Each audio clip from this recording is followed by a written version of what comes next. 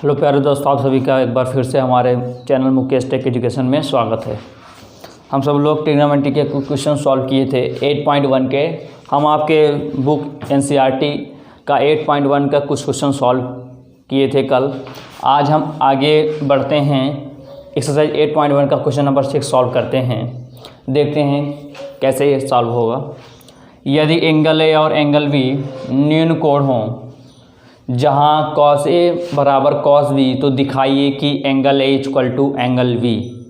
अब ध्यान दीजिए, यहाँ पर कोई भी न्यूमेरिकल्स वैल्यू मतलब नंबर कहीं पर कोई दिया नहीं गया है। अब प्रूव करना है क्या, angle A equal to angle B। लेकिन यहाँ पर कह रहा है एंगल A और एंगल B क्या है, न्यून कोण हों। न्यून कोण हो कह रहा है, नहीं कह रहा है। होता दोनों 90 होता, लेकिन एक त्रिभुज में केवल एक 90 है। तो यहाँ दिखाइए कितना, चित्र बना लेते हैं यहाँ से। अब चित्र कह रहा है ए और बी क्या हो, न्यून कोण हो। तो ध्यान दीजिए, न्यून कोण मतलब कि क्या होते हैं, जो 90 से कम होंगे वो क्या कहलाएंगे, न्यून कोण कहलाएंगे। समकोण नहीं कह रहा, ध्यान दीजिएगा। समकोण कहता है यहाँ पर तो 90 होता, लेकिन न्यून कोण कह रहा है। न्यून कोण क्या होता है, जो 90 से कम होता है। तो यहाँ लिख दीजिए, थोड़ा सा यहाँ लिख दीजिए। माना त्रिभुज ए बी सी, माना त्रिभुज ए बी सी में, त्रिभुज ए बी सी में एंगल C इक्वल टू 90 अंश तथा एंगल A और एंगल B न्यून कोण हैं, न्यून कोण हैं। क्लियर है? ध्यान दीजिएगा, समझिए थोड़ा सा ये चीज़ होता क्या है। कह रहा है एंगल A और एंगल B न्यून कोण हो जहाँ cos A equal to cos B, तो दिखाइए कि angle A equal to angle B। ठीक है, angle A equal to angle B।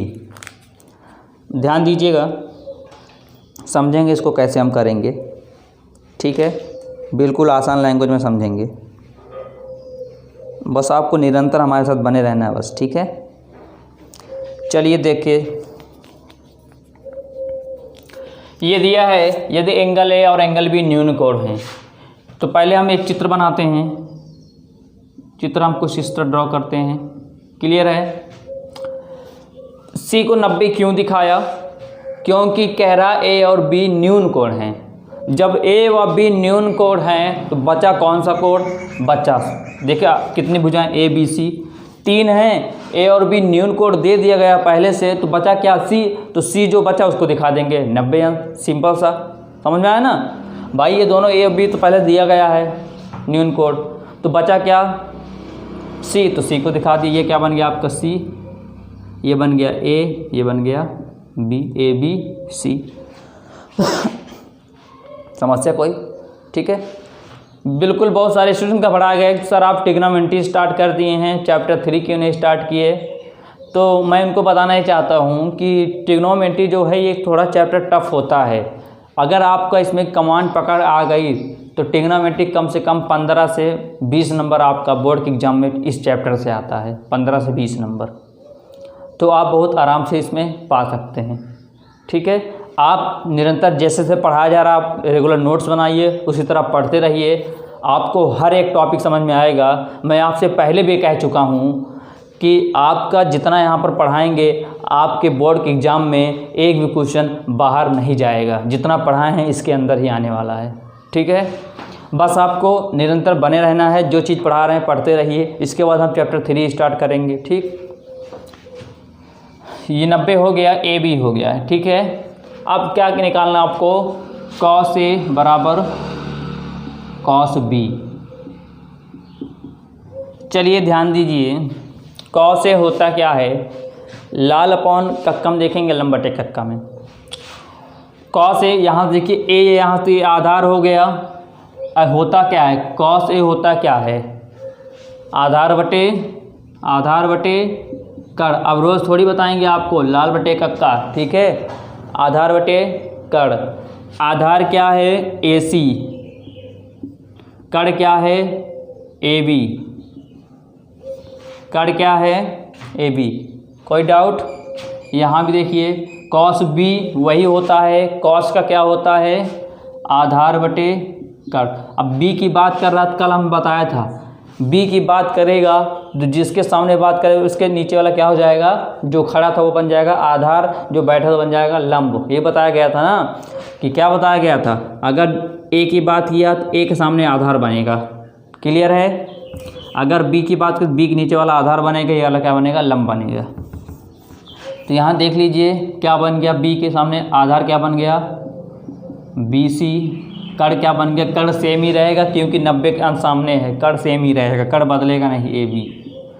और ए बी से भी क्या हुआ कैंसिल हो, कितना आया ए सी इक्वल टू बी सी।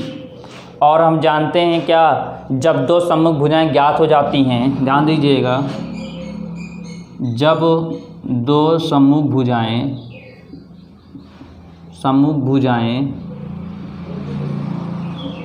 ज्ञात हों तो उनके सम्मुख कोण भी बराबर होते हैं, सम्मुख कोण भी बराबर होते हैं, ठीक है। जब दो सम्मुख कोण आपको ज्ञात होंगे या सम्मुख भुजाएं ज्ञात होंगी तो क्या होगा, उनके सम्मुख कोण भी बराबर होंगे। इसको ध्यान समझिए एक बार फिर से, नहीं बार बार आप गलती कर देंगे। ये ए है, ये बी है, ये सी है, ठीक है बच्चे।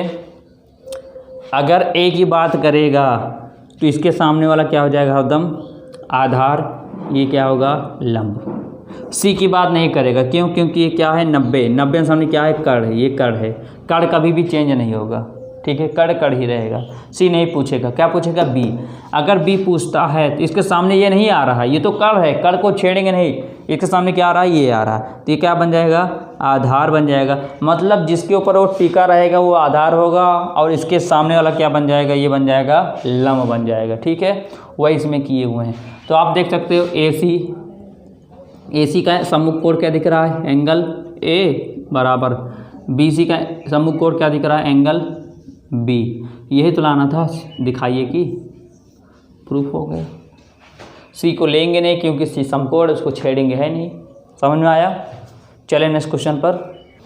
चलिए मित्रों आगे हम बढ़ते हैं और आगे कुछ क्वेश्चन नंबर 7 शुरू करने से पहले कुछ हम त्रिकोणमितीय सर्वसमिका पढ़ते हैं। क्या पढ़ते हैं, त्रिकोणमितीय सर्वसमिका पढ़ते हैं। सर्वसमिका ये 3 टाइप के होती हैं सर्वसमिका, ये आपको याद करना पड़ेगा, ठीक है।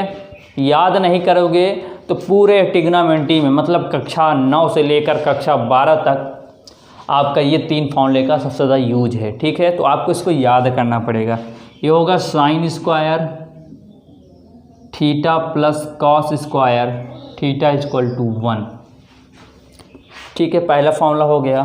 दूसरा होता है sec square theta minus tan square theta equal to 1। यहाँ थीटा है, यहाँ ए हो सकता है, बी हो सकता है, एक्स हो सकता है, कुछ भी हो सकता है, ठीक है। और तीसरा जो फॉर्मूला है आपका वो क्या है, ये आपका क्या दिख रहा है, cosec square theta minus cot square theta equal to 1। ये 3 फॉर्मूले हैं आपके ओवरऑल जो सबसे ज़्यादा इम्पॉर्टेंट हैं पूरे ट्रिग्नोमेट्री में, इसी का यूज करना है। अगर जैसे मैं आपसे कहूँ कि हमें बताइए कॉस स्क्वायर थीटा कितना होगा, कितने फॉर्मूले दिख रहे हैं, 3 फॉर्मूले दिख रहे हैं लेकिन 9 फॉर्मूले बनते हैं। कैसे, अगर हम आपसे कहें कॉस स्क्वायर थीटा बताइए तो देखिए कॉस स्क्वायर थीटा ऐसे लिख दीजिए, या इधर बराबर में क्या है 1 है ना, कॉस का लिख दिया, इधर साइन प्लस उधर आएगा तो माइनस बन जाएगा, कोई दिक्कत। ये बना दूसरा फॉर्मूला, इसी के सहारे याद नहीं करना, अगर ये याद होगा ये क्वेश्चन फॉर्मूला आप बना सकते हैं। अगर यही मैं आपसे पूछ लिया कि साइन बताइए तो साइन को छोड़ दो, इधर प्लस कॉस उधर आएगा तो माइनस कॉस हो जाएगा, 1 minus cos square theta. Clear बच्चे, समझ में आया।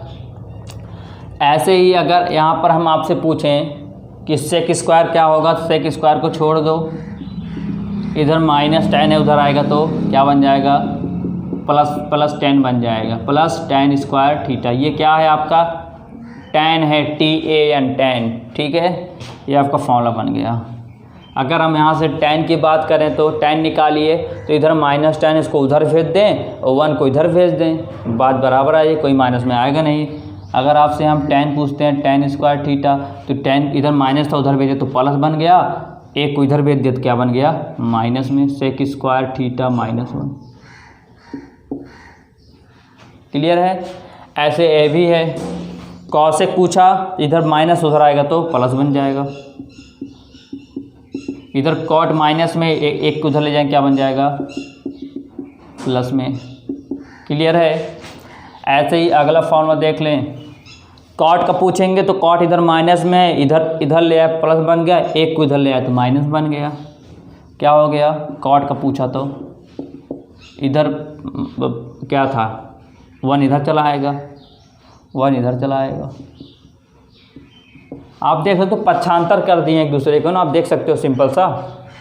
तो आपको इतने फॉर्मूले की आवश्यकता होगी, केवल आपको याद कौन सा करना पड़ेगा, ये वाला और ये वाला, इसके सारे से आप ये याद कर सकते हो। ठीक है, ये जितनी प्रैक्टिस करोगे मैथ का उतने आप लोग कर पाओगे। मैथ रटा नहीं जाता ना, आपको रट सकते हो, ठीक है, बिल्कुल भी रटा नहीं जाता मैथ। समझ आया, लिख लिए। अब चलें क्वेश्चन नंबर 7वें पर, आप देख लीजिए, अभी हम पूछेंगे आपसे फॉर्मूले के, लिख लिया। चलिए इस कुछ क्वेश्चन को करते हैं, गर्दा काटते हैं एकदम। क्वेश्चन बहुत शानदार क्वेश्चन है, लाजवाब क्वेश्चन है, इसको करने के हम प्रयत्न करते हैं। कैसे हम करते हैं, ठीक है, देखिए, यदि कॉट थीटा इक्वल टू 7/8, तो 1 प्लस साइन थीटा एक ब्रैकेट में है, दूसरे ब्रैकेट में 1 माइनस साइन थीटा अपॉन दिया है 1 प्लस कॉस थीटा और 1 माइनस कॉस थीटा। हम इसको करेंगे किस तरह, दूसरा दिया है कॉट स्क्वायर थीटा, तो आप दूसरा तो पता कर सकते हो। कैसे, देखिए, यहाँ कॉट थीटा दिया है, यहाँ कॉट स्क्वायर थीटा दिया है। अगर इसी 7/8 का हम स्क्वायर कर देंगे तो हमारा आंसर आ जाएगा। दूसरा तो आसान है, और इसको भी देखें कैसे करेंगे इसको। चलिए पहला समझते हैं, दिया क्या है, इतना दिया है। अब आप एक काम कर सकते हो, या तो आप बहुत ज़्यादा लंबा लेकर जा सकते हो, या आपको हम शॉर्ट फॉर्म सिखाएंगे, तो आप केवल एक ही लाइन में इसका आंसर लेकर आ सकते हो। कैसे, देखिए, उस तरह आप करेंगे तो साइन थीटा का मान निकालें, क्या होता, लाल लंब बटे कर्ण होगा, फिर कॉस का निकालेंगे, आधार बटे कर्ण होगा, फिर यहाँ से आप लंब निकालेंगे, कर्ण आधार निकालेंगे, वैल्यू रखेंगे, बहुत लंबा चला जाएगा। तो आप एक काम कीजिए, सॉल्यूशन करते हैं पहला सॉल्यूशन कैसे है, देखिए ध्यान से। ये दिया है 1 plus sine theta 1 minus sine theta, ये क्या दिया है 1 plus cos theta 1 minus cos theta. यहाँ देखिए, ये देखिए 1, यहाँ भी 1 है, यहाँ भी साइन थीटा, यहाँ भी साइन थीटा, सिर्फ यहाँ प्लस यहाँ माइनस दिख रहा है। यहाँ देखिए 1, यहाँ भी 1, यहाँ प्लस यहाँ माइनस, सिर्फ यहाँ कॉस यहाँ कॉस। तो आप एक चीज़ जानते होंगे, जैसे अब यहाँ पर लिखें हम समझाने के लिए आपको, क्या लिख दें कि a प्लस बी, यहाँ पर a माइनस बी। क्लास 9 में आप पढ़े हुए ऐसा फॉर्मूला कि a सेम है, b सेम है, जैसे a सेम है, b सेम है। आप देख सकते हो 1 1 है, यहाँ साइन थीटा, और a प्लस बी माइनस, किसका फॉर्मूला होता था, a square minus B square. होता था कि नहीं होता था, होता था ना, आप देख सकते हो ना, होता था ना।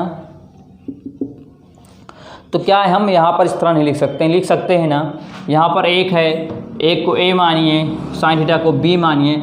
जब एक का स्क्वायर करेंगे तो 1 आएगा, क्योंकि एक का कितना स्क्वायर करेंगे कितना आएगा, 1 आएगा। फिर माइनस साइन थीटा मतलब क्या, b स्क्वायर मतलब साइन स्क्वायर थीटा। समझ में आया। ऐसे इसको लिखिए, ये बन जाएगा 1 माइनस, ये बन जाएगा कॉस स्क्वायर थीटा। आप देख सकते हो यहाँ से फॉर्मूला लग गया। इसको a माना 1 का स्क्वायर, इसको b साइन स्क्वायर थीटा, फिर 1 को 1 माना, फिर कॉस को b माना। आप अभी हमने आपको बताया था कि इसको हम लिख क्या सकते हैं, इसको क्या लिख सकते हैं, इसको 1 माइनस साइन स्क्वायर थीटा क्या लिख सकते हैं। आप पीछे कापी में देखिएगा, अगर लिखे होंगे अभी पीछे पेज पर रटिएगा, आप याद कर लीजिए, ठीक है।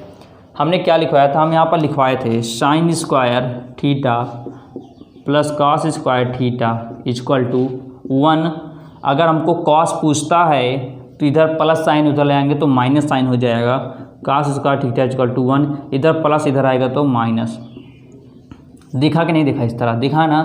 क्या हम इसके जगह इतना लिख सकते हैं ना। आप देखिए कितना यूज है, कितना इंपॉर्टेंट फॉर्मूला है। इसके जगह क्या लिख दिया, कॉस स्क्वायर थीटा, क्लियर है। और इसके जगह लिखते हैं 1 माइनस कॉस स्क्वायर थीटा। अगर यहाँ से आपका कॉस दिया गया है, फिर क्या पूछ रहा, साइन पूछेगा, क्या पूछेगा, साइन पूछेगा, तो इधर ये कॉस प्लस उधर आएगा तो माइनस हो जाएगा, क्या हो जाएगा 1 माइनस कॉस स्क्वायर। मतलब इसके जगह क्या लिख सकते हैं, इतना लिख सकते हैं। यहाँ लिख दिया क्या, साइन स्क्वायर थीटा। अब आप एक चीज़ बताइए, यहाँ ध्यान दीजिएगा, हम आपको जब रेशियो पढ़ा रहे थे sine x equal to 1 upon cosec a, tan a equal to 1 upon cot a, तो हम एक फॉर्मूला लिखे थे। क्या लिखे थे, एक फॉर्मूला हम लिखे थे कि tan a equal to sine A upon cos A, और कॉट ए इक्वल टू लिखा गया था cos A upon sine A. Lecture first में ही है, शायद लेक्चर फर्स्ट में हमने इसको शायद बताया था। अब यहाँ कॉट ए है, क्या लिखा गया है, कॉस ए अपॉन साइन ए। यहाँ देख सकते हैं ए हो या थीटा हो कोई मतलब है नहीं, यहाँ कॉस ए अपॉन साइन देते, कॉस अपॉन साइन दिख रहा है ना, तो इसको क्या लिख सकते हो कॉट थीटा लिख सकते हैं ना। यहाँ स्क्वायर, यहाँ भी स्क्वायर, क्या लगा दिया स्क्वायर, कोई दिक्कत, समझ में आया ना। Cos upon sine cot square theta. आप एक बार पढ़िए, उसके बाद जब इसको फिर से एक बार हम रिवीजन करवाएंगे, इसको हम फिर से एक बार रिवीजन करवाएंगे, ठीक है। हर एक चैप्टर कम से कम 3 बार रिवीजन करवाएंगे आपका, आप निश्चिंत रहिए। आपके पूरे बुक में हम हर एक चैप्टर 3 बार रिवीजन करवाएंगे, ठीक है। ये हो गया कॉट स्क्वायर थीटा, क्या हो गया, कॉट स्क्वायर थीटा हो गया। इसको अच्छी तरह लिख दिया जा रहा है, कॉट स्क्वायर थीटा। अब देखिए कॉट की वैल्यू पता है कितनी है, 7/8 रख दीजिए यहाँ से, 7/8 स्क्वायर है तो क्या लगा दिया स्क्वायर, तो 7 7 49, 8 9 64, ये आपका आंसर आ गया। ये तो आपका था इजी वे में था, ठीक है। आप वो जो सर्वसम का बताया गया था उसके आधार पर रख के आप इसकी वैल्यू निकाल सकते हैं। अगला क्या कह रहा था, ये दूसरा तो आप सिंपल से निकाल सकते हो।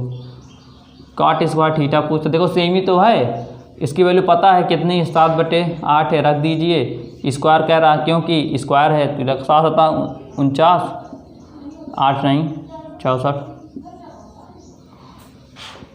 सिंपल आ गया हमसे। समझ में आया ना कितना इम्पोर्टेंट है फॉर्मूले आपके सर्वसम का। ये A plus B A minus B A square minus B square, A plus B minus square minus square, इसको क्या ले सकते हैं, कॉस स्क्वायर साइन स्क्वायर, इसकी किसकी वैल्यू होती है, कॉस थीटा की। मतलब trigonometry all to all formula ही है, फार्मूला याद तो ट्रिग्नोमेट्री क्वेश्चन सॉल्व। और ट्रिग्नोमेट्री एक ऐसा चैप्टर है, ट्रिग्नोमेट्री एक ऐसा चैप्टर है जिसमें आपका क्वेश्चन में ही आंसर छिपा रहता है। ये मैथ है, ठीक है, मैथ में क्वेश्चन में ही आपका आंसर छिपा रहता है। अगले चलें, अगला क्वेश्चन, चलिए प्रिय विद्यार्थियों आगे चलते हैं हम। क्वेश्चन नंबर 8 लग चुका है आपके सामने। यदि 3 cot a इक्वल टू 4, तो जांच कीजिए कि 1 minus tan square a upon 1 plus tan square a equal to cos square a minus sine square a है या नहीं। आपको बताना है ये जो 2 दिया गया है, क्या ये दोनों एक दूसरे के बराबर हैं कि नहीं। हम कैसे करेंगे, आपको दिया क्या दिया है, दिया है 3 cot a इक्वल टू 4, तो यहाँ से cot a निकाल लीजिए, क्या आएगा 4, इधर 3 इंटू में इधर आएगा तो डिवाइड में। cot a निकल आया, क्या निकला, cot a निकला। अब जांच इसकी करना, चलिए जांच कर दीजिए। 1 minus tan square a 1 plus tan square a, ठीक है। अब यहाँ से दिया क्या गया है cot, और यहाँ पर दिया क्या गया है tan, यहाँ भी दिया गया है tan। तो अगर हमको tan की वैल्यू पता चल जाए तो जो tan की वैल्यू निकलेगी उठाकर हम इसमें रख देंगे तो हो सकता हमारा आंसर आ जाए। लेकिन tan की पता नहीं है तो tan कैसे निकालोगे, वो एक चित्र बनाकर निकालेंगे आप सब लोग। अब आप अपना काम फास्ट कीजिए, अपना काम स्मार्ट वर्क कीजिए आप लोग। कैसे, यहाँ cot है, cot किसका अपोजिट होता है, किसका उल्टा होता है, cot tan का होता है। जब यहाँ से tan निकालेंगे तो 3 ऊपर चला जाएगा, 4 नीचे चला जाएगा।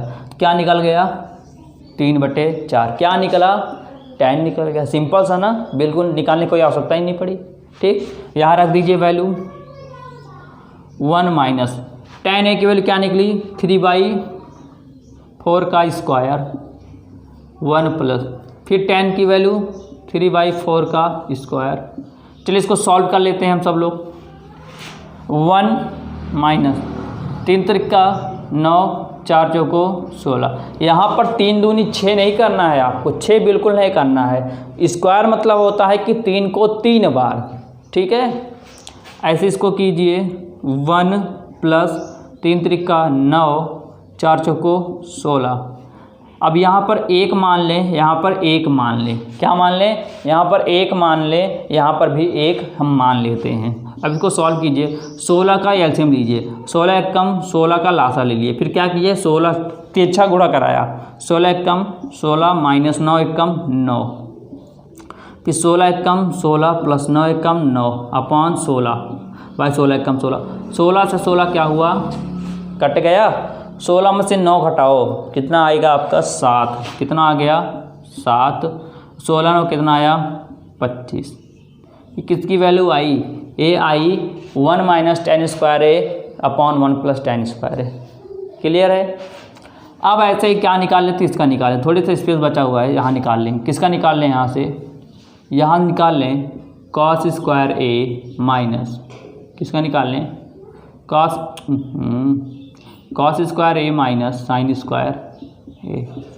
अब यहाँ पर ना तो आपको cos का पता है ना तो साइन का पता है, पता है नहीं पता। क्यों नहीं पता, क्योंकि cos से होता कितना है, cos से होता कितना है, आधार बटे लंब होता है, स्क्वायर है तो स्क्वायर लगा दिया।